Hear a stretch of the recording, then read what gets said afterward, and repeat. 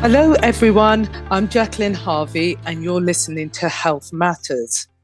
Today, my guest is the investigative journalist, award-winning investigative journalist and author Joanna Blythman, who has been writing for nearly 30 years about the quality of the food we eat. She has held the supermarkets and the food industry to account. And today, we're going to be looking at some of the books that she's written and why she's been so concerned about our food. Welcome, Joanna. Hello, Jacqueline. Thrilled to talk to you. So interesting. Yes, and I'm very, very excited and happy to be speaking to someone of the quality of Joanna, because I have followed her work since the beginning of my career in health, basically. Back in the 90s when I was writing, penning my first book, Your Health is Your Wealth, I was looking into the quality of food as a personal trainer and how important food was in helping to deliver the changes in the body that my clients required.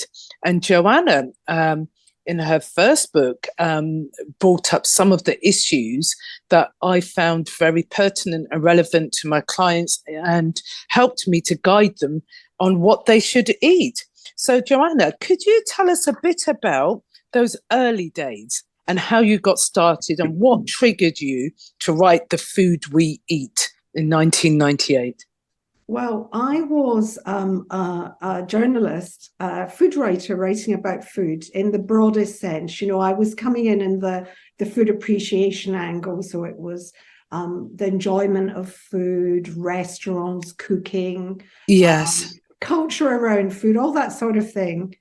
And I think we got to sort of the end of was that almost 1990s, and we had a number of sort of scandals around food. Obviously, yes, the mad cow disease that really shook, I think, a lot of people's sort of confidence in our food supply. And then we got to the situation where we were having a genetically modified food pushed onto our plates. So I suddenly thought, you know, it's all very well to write about how sauces are made, or, you know, to review a wonderful restaurant or something like that, or to report about a press trip, you know, to see how Armagnac is produced. That was the sort of thing I did. And yes. I need a deeper understanding of the processes by which foods come to our plates. Yes. And there just wasn't anything there. You know, the only sort of food investigations were being carried out by the Radio 4 food program, and Derek Cooper would occasionally, or quite often, put an industry person in a bit of a spot and ask them a difficult question. But it just felt there's no one else doing this. So the book came about The Food We Eat, which was sort of to help people distinguish between products in the same category. So something like, you know, chicken.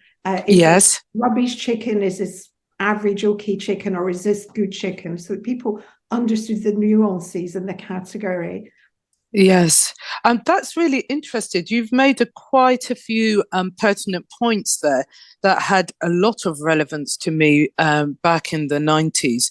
Number one was the mad cow's disease. That was quite pertinent to me because I actually became a vegetarian prior to the mad cow's disease issue being in the media, and that sort of moral panic, what I would call, about in the media that was constructed about the food we eat, because I didn't feel that the meat was good. There was something about it, which was an odd thing because I rarely cooked meat myself. I was reliant on my mother, who would cook meat or stews, but I felt there was something wrong. So I'd become a vegetarian. And when the mad cow's disease blew up, I said, there you are. That's great. Now I know that I need to have organic meat because I need meat as an athlete to get me through, to basically to improve my blood profile. And then there was the salmonella eggs. I don't know if you remember that one with Edwina Curry. Yes. And that really got me to look into like the rest of the public, what was the quality of the chicken and eggs? What was their life? And how that was affecting us. And, because I wrote a book at that time, I think I finished writing the first draft in 1997, Your Health is Your Wealth. And like you say, you were looking into the quality of the food we were putting inside. But in Your Health is Your Wealth, I was looking at, well, what is a protein? What is a carbohydrate? Why do people not know about the quality or what they should be putting into their bodies and all the food groups they actually need to eat? So I tried to explain it that way. And you were trying to explain about the actual quality of the food that we were eating. And I come from a generation, probably the same as yourself, my mother's generation, which was all about, she came from a farm in Jamaica, and I know you're up in Scotland. So you're a bit more involved in food in the sense that you see it, you actually see the animals and stuff like that. Do you think that had an impact on you? Because my mum was always saying, oh, this isn't right quality, this isn't this. And she'd be going to independent shops, which is something that, I'm sure you advocate. But I'm sure up in Scotland, where you've got like the fish industry and farms and different things, you were more able to see it and be in tune with it. Well, actually, no, I am Scottish, as you can tell from my accent. But I actually live now in the south of England. Oh, right, okay. But I certainly did. I think, when people say give up eating meat and eat plant-based, anyone in Scotland just says, oh, come on, because we live here. We go out to the country and we just eat cows and sheep. And we all like gardening, and we try to grow vegetables, and we all realize just how really hard it is in the kind of climate that Scotland has. But actually, I think in many ways, I am an urban Scot. I was brought up in Glasgow. And Glasgow's idea of green things is parks, I think I'm a townie, there's no doubt about that. And so I probably had more in common. I have a sort of urban shopping pattern, and you've touched on that. I love to go to independent shops. I really, shopping in a supermarket brings me down. It just depresses me. If I really find that there's something I can't find anyplace else but a supermarket, I'll make a sort of surgical dive and I need to come out again. I just don't like it. I don't like what they've done to our communities. No. I'm basically sort of small scale producers, use the people who are on your doorstep or as close to you as possible. Follow cultural patterns of eating wherever you are, because they've evolved for very good reason. Support the producers in your community because they give strength to your community. Absolutely. And seasonally. And I think that's something that people understand all around the world, this idea that you can eat any theoretical food in the planet 360 days of a year is really something, a concept the supermarkets have introduced, and it's not sustainable, and it makes for tasteless food, So I'm not interested in having strawberries at Christmas. Thank you very much. No, I know. It's absolutely shocking. I mean, the situation with regard to the supermarkets, again, back in the 90s, when the organic farming industry really sort of had a big push, grew, I thought everything was going to go that way. And I was very happy for it because of the level of illness from what I felt was processed foods at the time, and the way people were eating this society becoming faster and faster, and so not having enough time to really shop in the local shops, not having enough time doing these big shops, so you do one big shop for the week and then you have to eat that. A lot of that food being processed so that it's got a longer shelf life, so that it'll keep in your refrigerator or cupboards longer instead of popping out to local shop and buying stuff fresh. All of that, we've seen a big battle. I thought the situation would be better than it is today because as an urban person, I live in the centre of London. It's very difficult to get the fruit and vegetables to the quality that you actually have taste. You only need to go abroad. We were in Africa over the summer and taste an apple.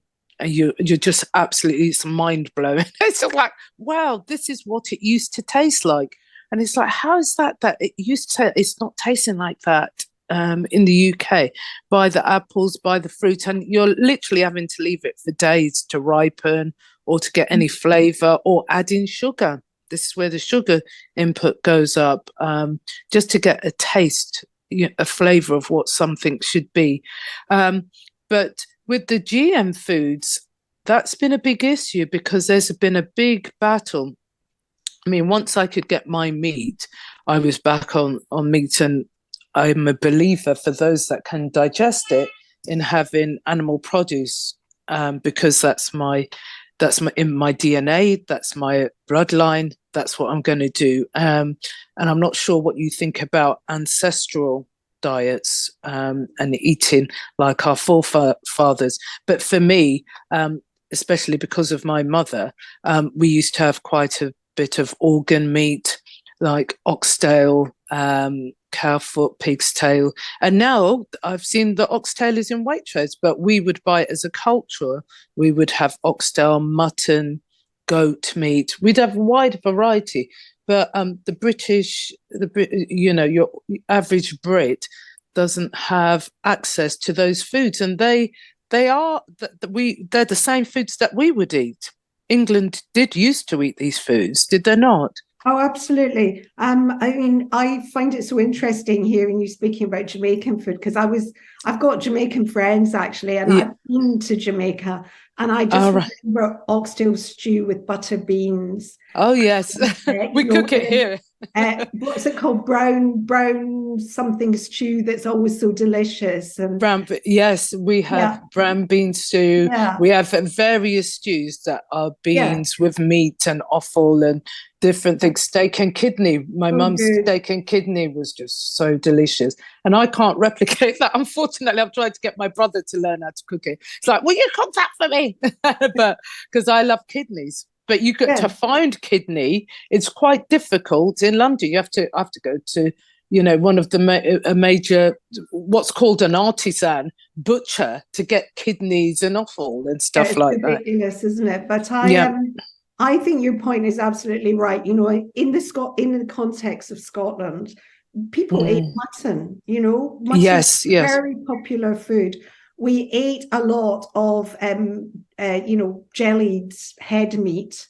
Called hock, and we ate tripe. All these things. Yes, tripe. Yes, we did as well. Yeah. But certainly meat was was very important element of what people ate. And I think what's happened is that I share your view that in the 1990s, I was quite an optimist about food. I thought that we'd won a few battles. I thought we'd sort of kicked GM back out, while at least. I thought that we'd won battles on things like flavorings, artificial. That we were going for more natural, unadulterated food. But then I think that we underestimated the power of the ultra-processed food industry. And basically, they make their money, taking natural foods apart and then just constructing them in more profitable ways.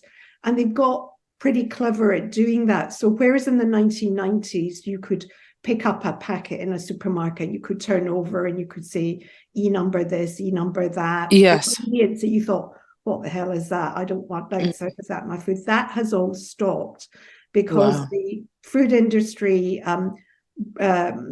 brought in what's been called clean labeling.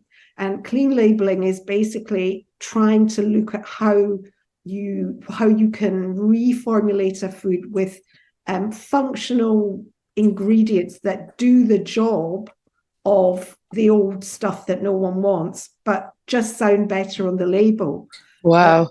I didn't know about this clean labeling situation because many of what I would call ultra processed foods have so many chemicals in them. I thought the rules were that you had to list all ingredients Yes, you do have to, anything with an E number, but I'll give you an example.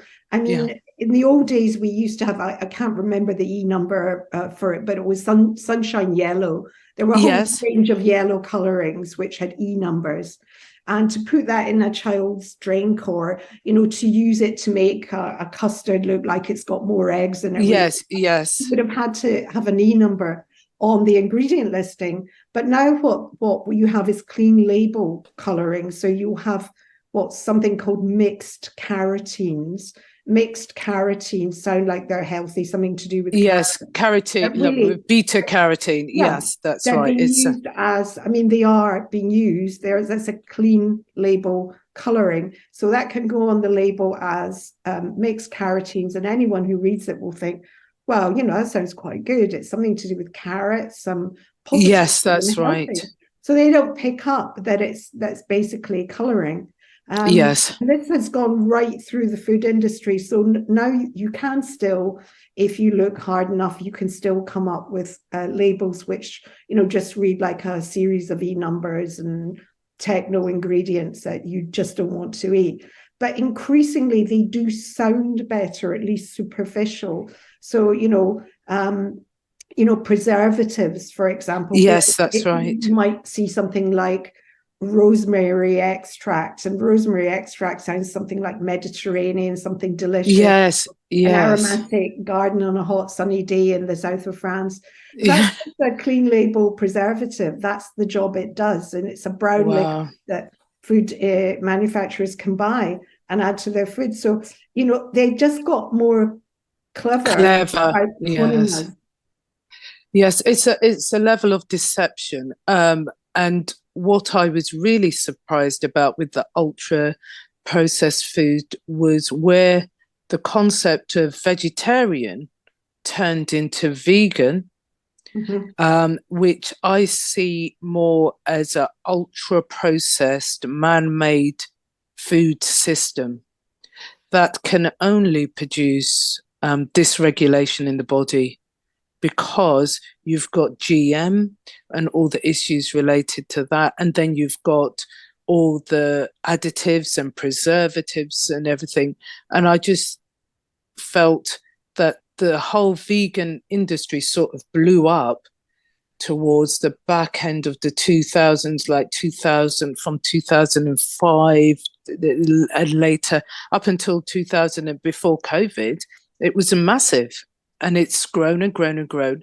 And you, for the life of Sundays, you couldn't explain to people why putting a totally a food, I can't even describe it as a product that has no counterpart in nature into your body might not be such a good thing.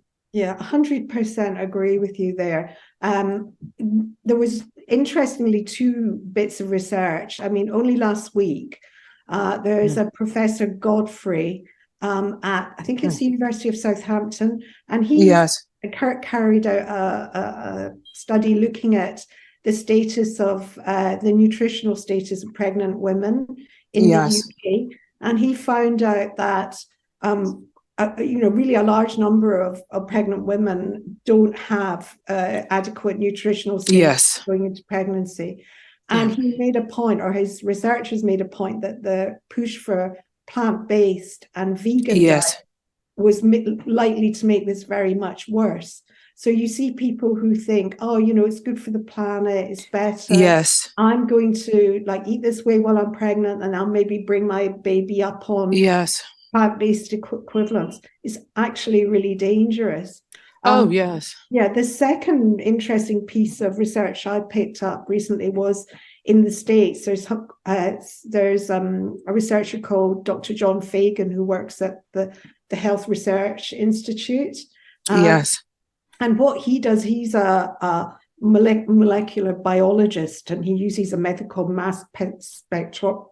I'll try that again. Mass spectrometry. And what that does is actually analyze every tiny little compound in a sample of food, right down to the sort of dark matter detail. Wow, that's deep. Yeah.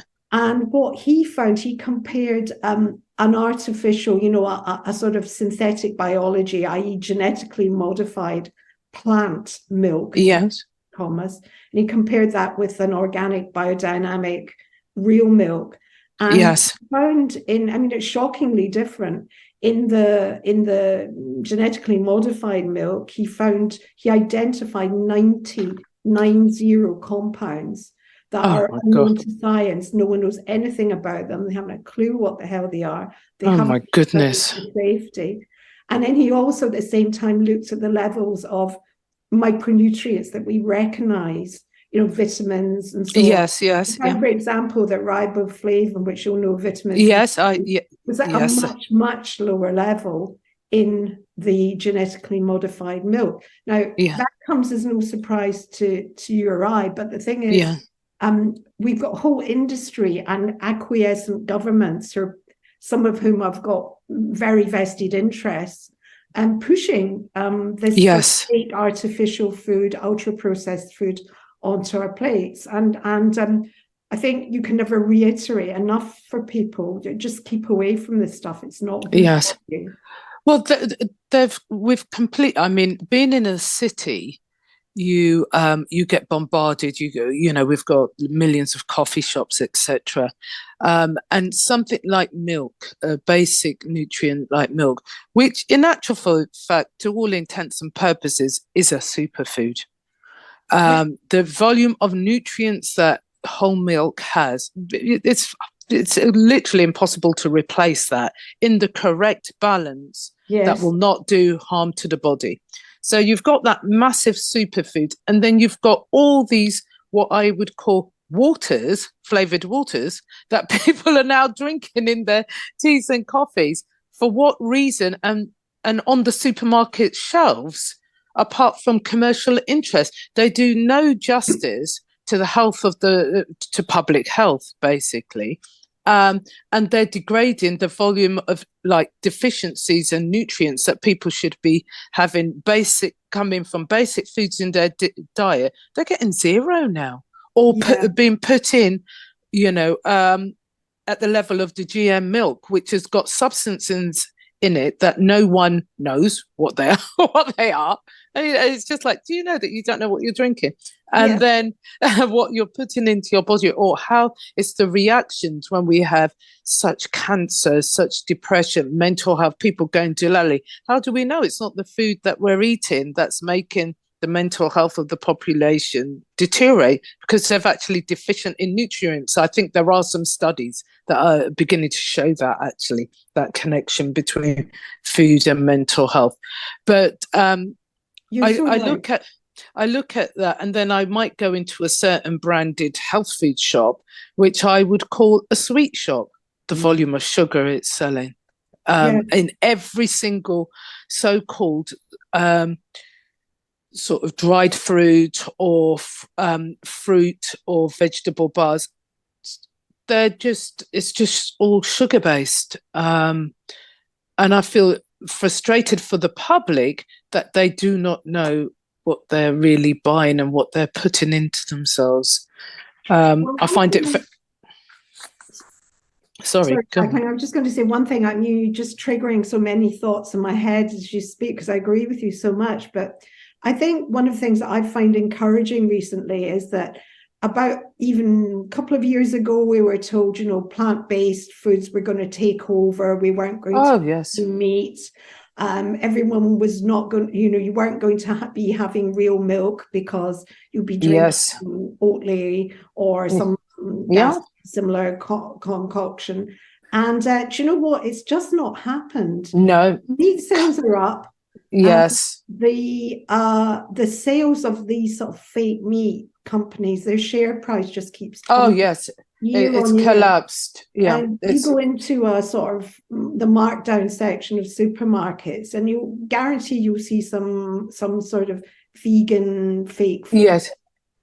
So I think that at a level, people realize that they don't like the taste of them. B, they know that they're ridiculously expensive.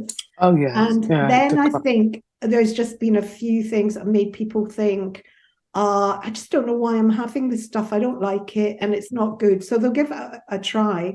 But that's Yes. it. I mean, the supermarkets had a vested interest in pushing all this sort of plant-based vegan, Yes. I call it junk, on us, Yeah. because what they like it is it puts a kind of green halo around all their activities. It makes them seem green and sustainable and right. Yes. I think they've used it quite cynically. Yeah. They know that it's not ever going to build serious sales. I mean, fake milk, GM or otherwise, is never Yes. going to be more than about 1% of the total milk category. You know, that's the reality of it. Yes.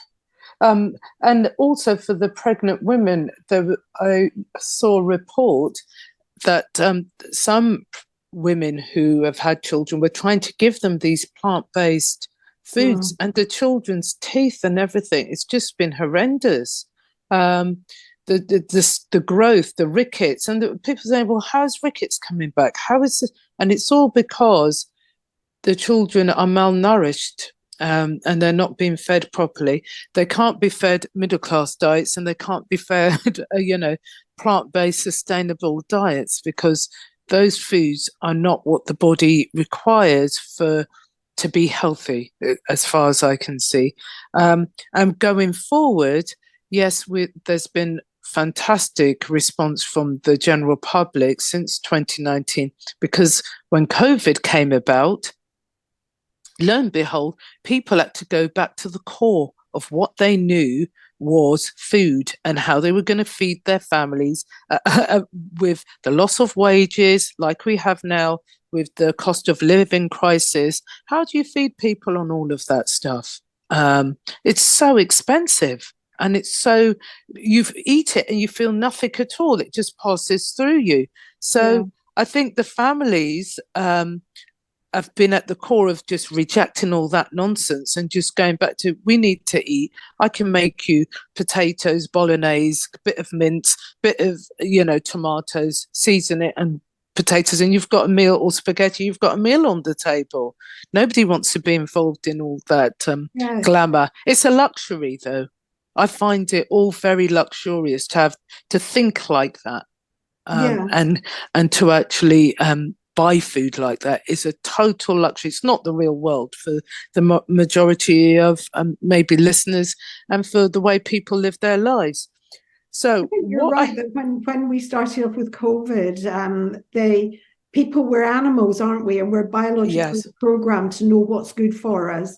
So and to survive. For example, when a fox kills a chicken, the first thing they do is eat the brain, because they know that the brain is the most nutritious bit, and they work through the organs, all the organs, and so on. And I think we're the same. And this is why people have changed their habits. And as you say, the financial sort of awful situation that so many families find themselves in, people who were maybe just about okay before, and then suddenly find, actually their income is only going to take them through to the second week of the month, or even, they've run out of money on Tuesday. It's meant to keep them going till Friday. They're just not interested in some sort of Silicon Valley content food from California. It's just get real. How does that work for us in the damp, cold northern country? It just doesn't work at all for us. A Mediterranean thing can work a bit more for us, but not that, that Silicon Valley stuff. It's just all pie in the sky, as they say, all pie in the sky. So tell me about the British supermarkets. In 2004, you wrote a book about the power of the British supermarkets.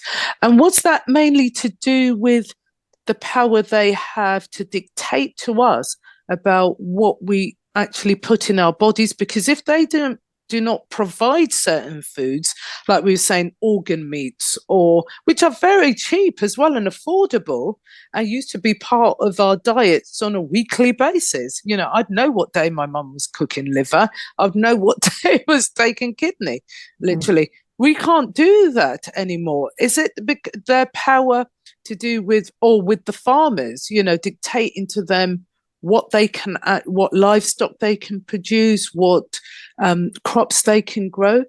It's all of that. I mean, the way I think of it is supermarket, big retailers are the sort of joined at the hip with the ultra processed food industry. They don't want to deal with small farmers, local people. What they want to do is get a global supplier who will give them vast amounts of something at as low a cost as they can possibly bear. And then they want to have that same stuff out in all their stores more or less every day of the year. So the whole supermarket system is necessarily long supply chains, cutting out all the suppliers. So I remember once for that book, Shocked, the shocking power of British supermarkets, I interviewed a potato grower in Ayrshire in Scotland, and Ayrshire used to be renowned for its potatoes. It had all these different varieties. And an excitement in June when you started getting the new ones. They all had names. There were local varieties that had been designed for the Scottish climate. And he said to me that when the supermarkets came on, he went from having, for his potatoes, having sort of 12 or 14 regular bulk customers to having 2. And these were major. Oh, gosh. Because they basically put all the markets and the smaller retailers out of business.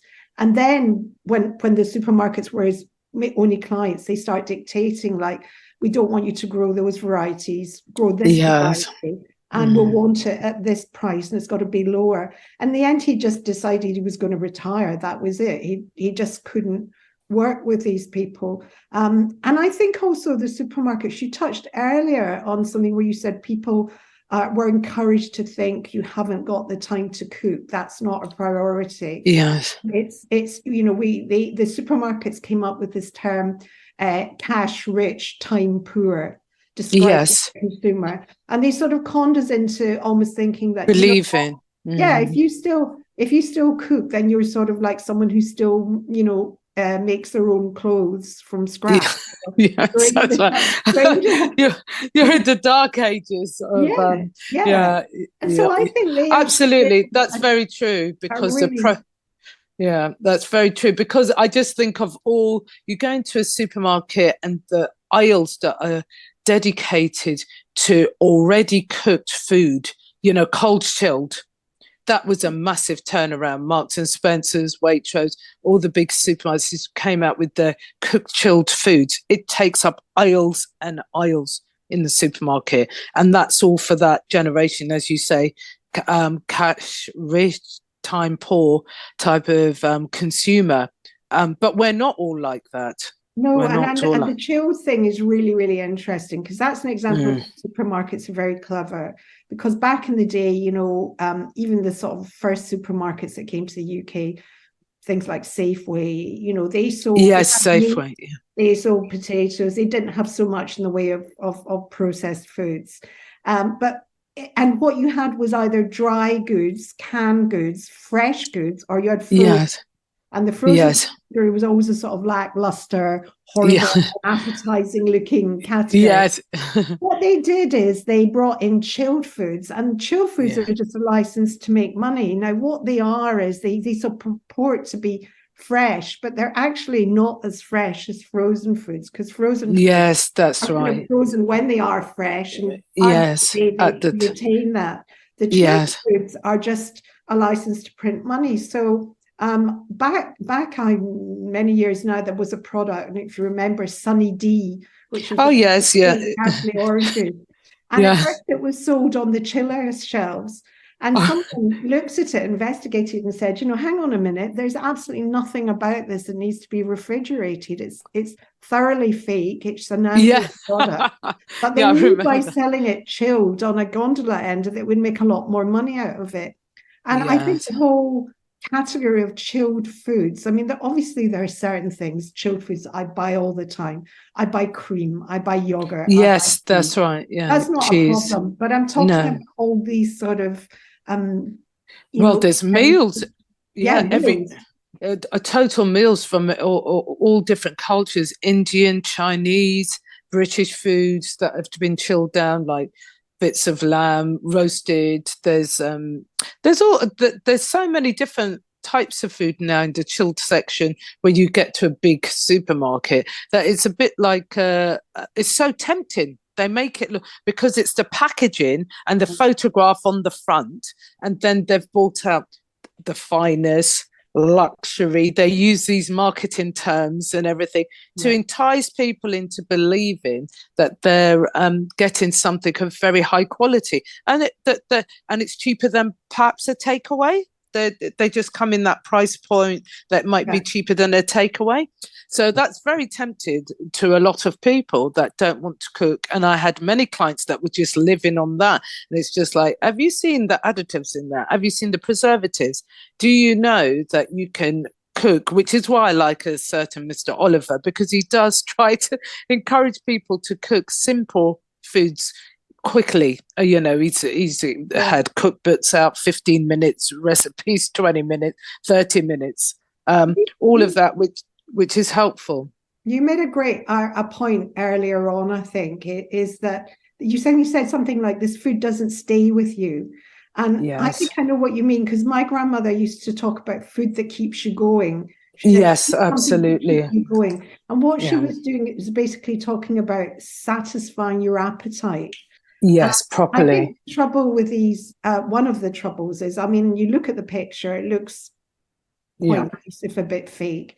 Yes. You're looking at like what looks like a Ryanair ready meal or something yes, like that. That's right. That's what it is. They're horrible. You eat it anyway because your mind's still tricked a bit by the picture in the box. Yes. But it's often relatively small amount if you were to bother to put it on a plate. It doesn't satisfy you. And I think this is the bad thing with ultra-processed food. It creates a lot of people who are forever eating but never really satisfied. Yes. So for me, my idea of kind of healthy eating, the way I've sort of eaten my family, is that we eat breakfast, lunch, dinner. We don't eat in between times, and we have satisfying meals when we eat, so that we don't really think about food, and the satisfaction you'll get from a home cooked meal as to a ready meal from a supermarket it's radically different. Oh, absolutely.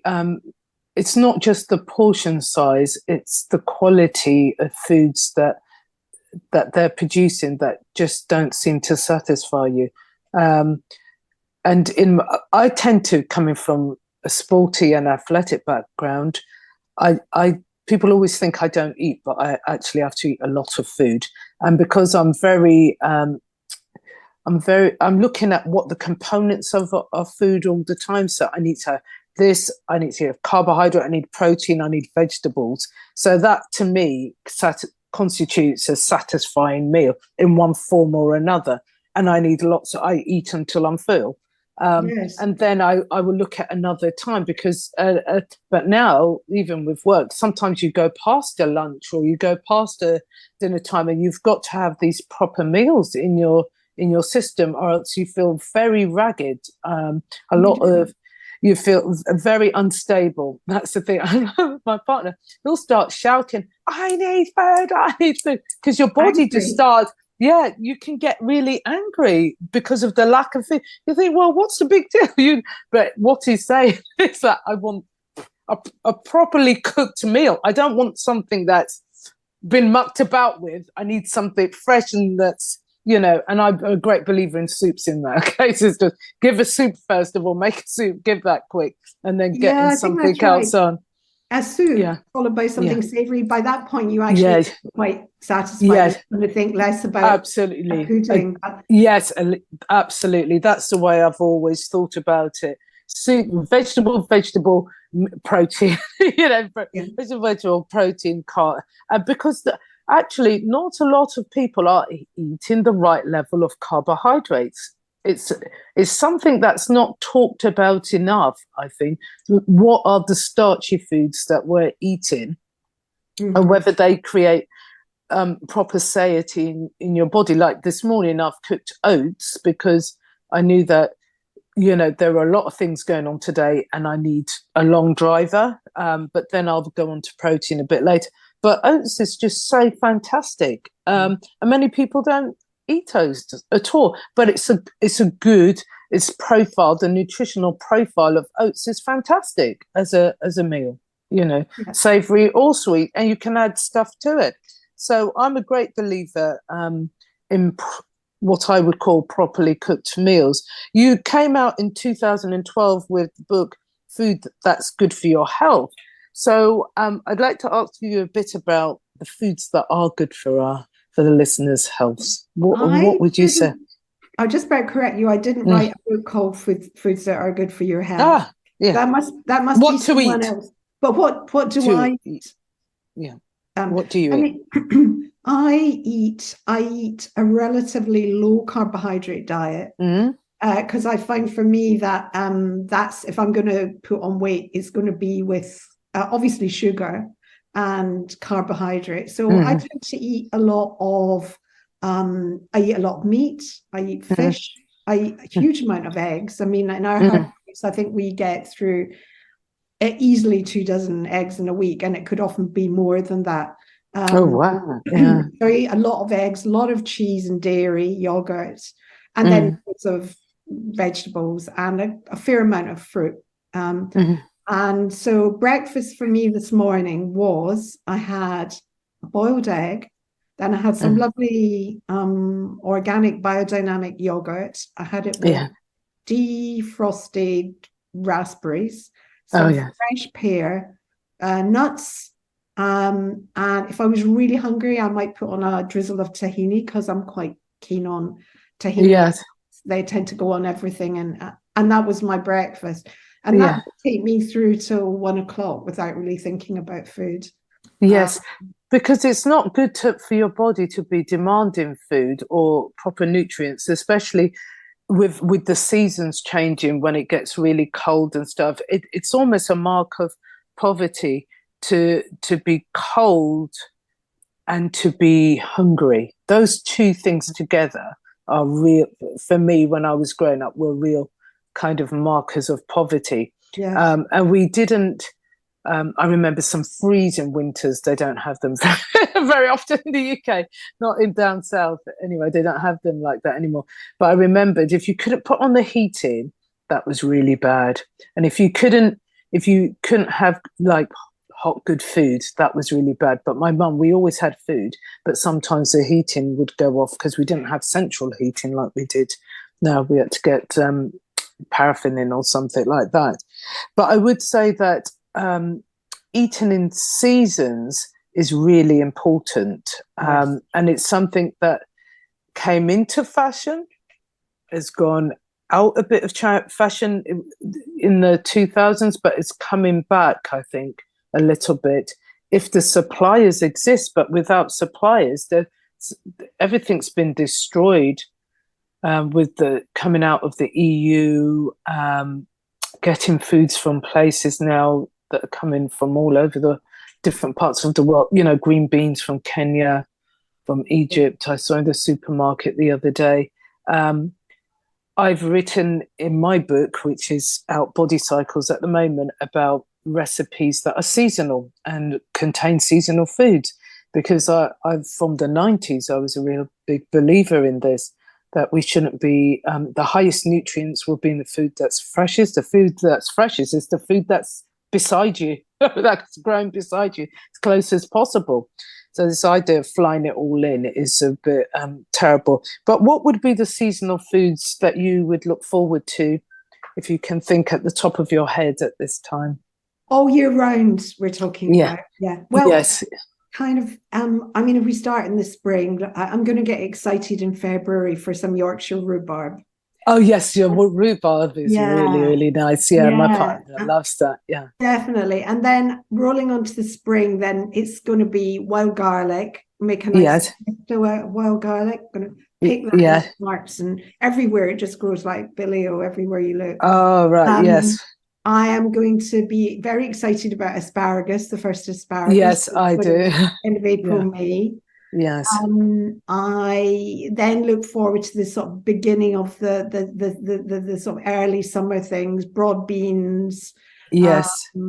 Little things like that. And then as we go on, obviously, through the summer, so, I'm happy to eat variations of a Greek salad almost every day for lunch. Yes.